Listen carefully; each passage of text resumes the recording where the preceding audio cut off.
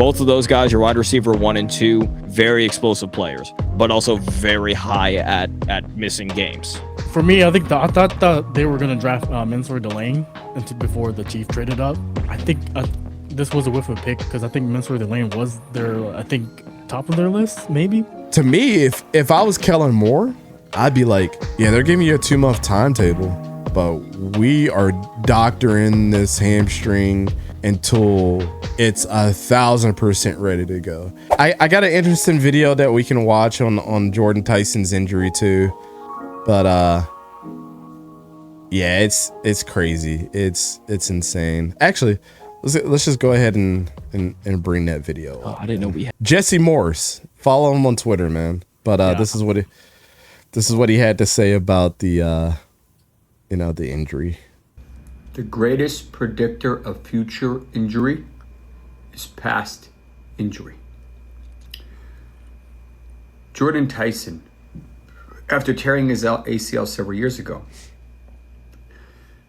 was able to stay pretty healthy until last year, where he suffered both a right hamstring strain and a left hamstring strain.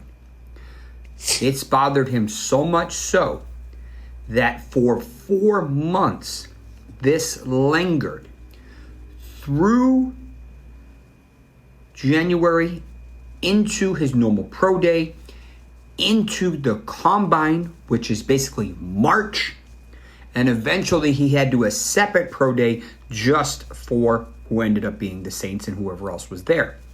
The Saints felt so comfortable with his talent and not overly concerned about his hamstring, despite him missing basically the previous 6 months with some type of hamstring issue, that he was drafted in a top 10 pick. They then babied him throughout the entire rest of the preseason, offseason, minicamp, everything, and then within 10 days of the preseason, he strains his hamstring.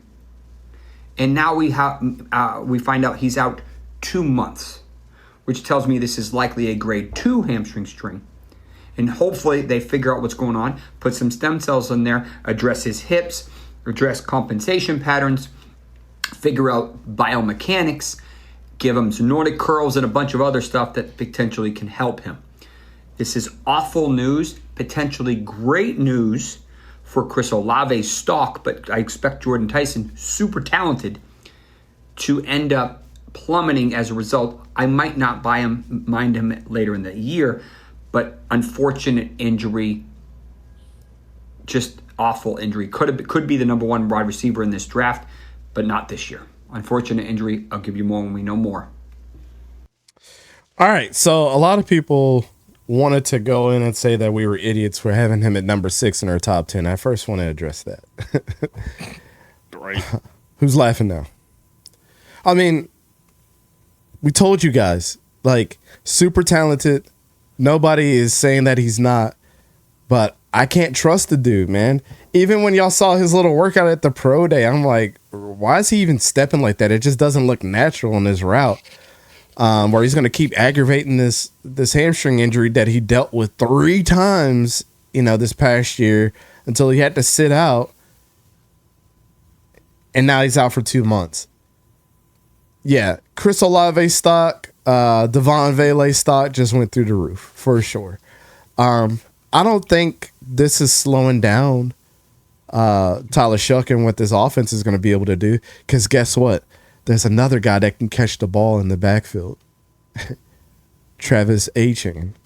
So, this helps all A-Chain and Kamara fantasy owners, bro. As a Jaguars fan. Yeah, I know. I'm sad. Look at what you think, man. I think they should have just kept waiting. I think they gave him the green light on that training camp, and I think that was a bad idea.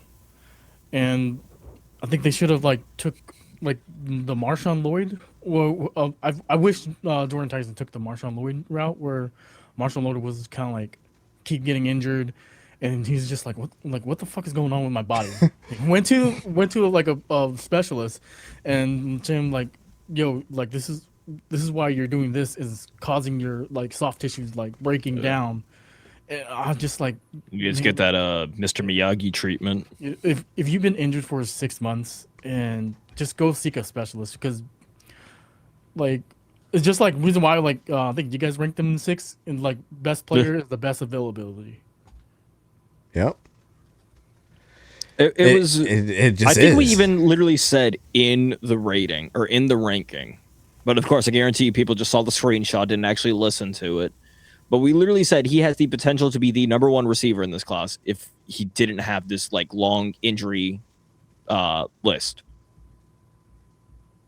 Because I mean, let's go through. In 2022, he had the ACL, MCL, and PCL injury at Colorado, which caused him to miss, the remainder of the 2022 season, pretty much the entirety of the 2023 season. I think it was like he played, right here. He's got 3 games in 2023, did not record a single reception. 2024 at Arizona State, he had the collarbone, and then 2025 was really kind of the first hamstring warning. And again, Lincoln, I think you kind of hit the nail on the coffin of he shouldn't have gotten greenlit. He should have waited a bit longer or done exactly with what Marshawn Lloyd did. Even though they knew about the hamstring, they tried their best to manage the workload. They being New Orleans tried their best to manage his workload as best as they could. They tried to hold him back. Even Kellen Moore said like he'll be ready to go. We'll just build him up as we go. And then again, just got re-aggravated. And that kind of affects the player in him of you've got, the burst aggression. That's all stuff that's going to work your hamstrings. Mm-hmm. So, it's unfortunate that it's 2 months that he's going to be out. You're looking at what? Maybe the first six weeks, week 1 through 5, maybe. But I mean, exactly like with what you said, Devon Vele stock's going to go straight up. And I think kind of another interesting one is in the same draft class of Bryce Lane. I don't know. I feel like he might be able to be a bit of a rotational piece to come in during these first couple of weeks. But again, I think you're going to see a lot of A-Chain and Alvin Kamara kind of step up. You just got to hope that Chris Olave also keeps a clean bill of health at this rate. Because both of those guys, your wide receiver 1 and 2, very explosive players, but also very high at missing games. Well, we can't forget about, Juwan Johnson, who is a favorite target of Tyler Shuck and one of his former teammates in college as well, right? And then they bring in, Oscar Delp as well. So you have to account for that. But yeah, I mean, there's plenty of, they still are in love with Bub memes for whatever reason. But Barry Brown is one guy that's been on everybody's radar this offseason as well. So I don't know. I think you look at life that is not including Jordyn Tyson, Chris Olave, and Devon Vele step up to the plate. Maybe some of these other guys, like you said, Bryce Lance now looks like one of the smartest moves of all time in this draft because of this. And I don't think people are talking about it enough. So, but again, what all the reports are saying is the connection between Chris Olave and Tyler Shuck is even more strong. So it's like, and that was how many times was Jordyn Tyson going to get thrown the ball anyways? So that was going to be one of I had 2 questions, linked to this target, and one of them was going to be, does this, how much do you think this affects the development of, not the development, but the progression of year 2 of Tyler Shuck? Not at all. He's got a lot of targets that he's already familiar with that were there last year. And again, I think 2 damn good running backs, which are going to tremendously take a load off of his workload. And the offensive line is really good, man. Like, Talise Fuaga, Cesar Ruiz, Eric McCoy, our boy Kelvin Banks, David Edwards comes over from Buffalo. This team is so underratedly solid, like, and people are not talking about it enough. especially on again, the offensive side. especially with the weak division. Again, it's the meme of every team being like, man, thank God that everybody in my division sucks, because everybody's got a certain flaw, man. And right now it's the health of Jordyn Tyson, and before it was the health of Chris Olave. Yep. And kind of my second question is, and I feel like I know the answer. And Torque, It's I'm funny also, that sorry to cut you off, but No, go ahead. it's funny that you say that that we're talking about this, because there was a clip that was shown about 40 minutes ago of Chris Olave absolutely destroying Caleb Downs on that catch. And then later again for a touchdown on Caleb Downs. So damn son. Tyler Shuck and him might be all right. Right, yeah. Get your Tyler Shuck quarterbacks. Yeah. And I want to ask, obviously, all y'all on the panel here, everybody in the chat right now. And again, I feel like I know the answers, but do you, now knowing that already before week 1 even starts, Jordyn Tyson is going to miss 2 months, do you think that this was a whiff of a pick at the 8th overall? That they should have gone elsewhere, or maybe even traded back and tried to get Tyson? Or are you still firmly confident that Jordyn Tyson at 8 was the right pick? Go ahead, Lincoln.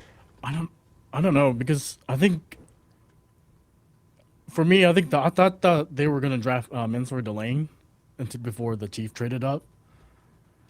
But overall, like, I think this was a whiff of a pick, because I think Mansour Delane was top of their list, maybe, but who knows? But I didn't know that, like, the Chief traded up because they know that Mansour Delane was gonna get taken, like, whoever's under them, under the 6th pick.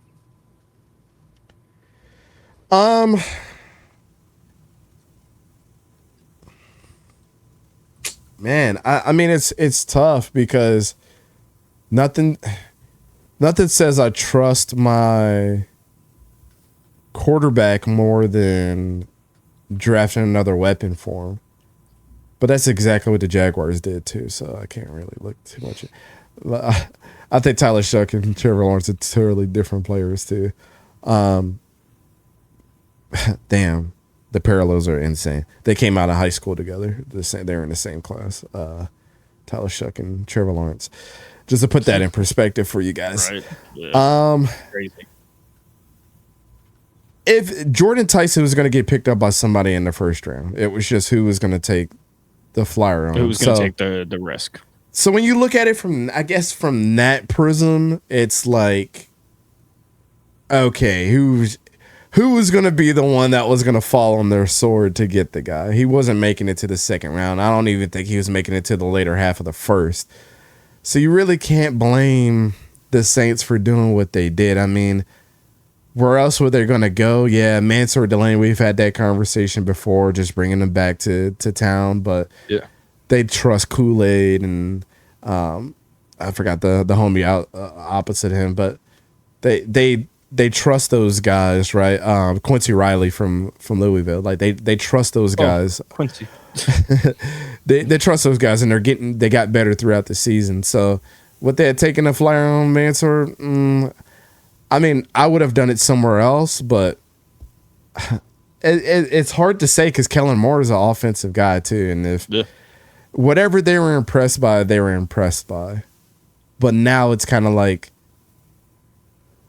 all right, I mean, we just got to deal with the next 2 months being without Jordyn Tyson. And to me, if I was Kellen Moore, I'd be like, yeah, they're giving you a 2-month timetable, but we are doctoring this hamstring until it's 1,000% ready to go, because we know that your talent is there. You've been killing it in camp. You don't play with gloves. Everybody's heard all the things.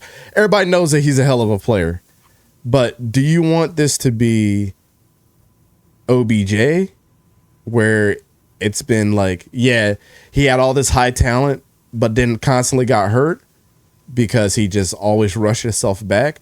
Or do we want this to be a guy that like totally took care of all of his injuries right away as a young player, and we got a 8-year wide receiver that's 1,000 yards, 1,000 yards, 1,000 yards, 1,000 yards, 10 touchdowns, 12 touchdowns, and barely ever gets hurt? because they already did it with. I mean, they just did it with Chris Olave, and he had his first healthy season. Mm-hmm. But they told Chris Olave, sit your ass down and make sure you get healed up. Yeah, heal up, bro. So maybe they thought in that aspect. You are our number one. Heal up. Maybe they thought in that aspect it was like maybe where the organization to really like see where he's at. Nah, didn't work out. Now you really gonna have to nurse this thing. Yeah, It and sucks. I think you kind of make a great point there. Of we've already seen this happen with Chris Olave. And the dude had over 100 catches this year. Yeah, so, you know? exactly. And I think that's kind of, if anybody were to be able to handle this situation, the Saints are the correct team.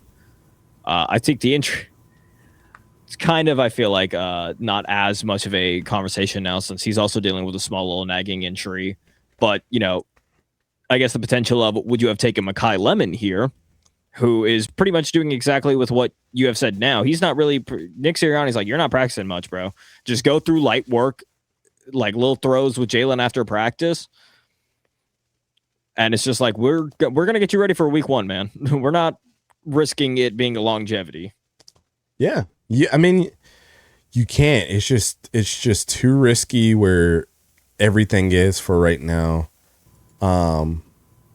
And yeah, it just is what it is, man. My man Omari's in the chat. He said the Tyson injury hurts, but it shouldn't surprise anyone. Yep.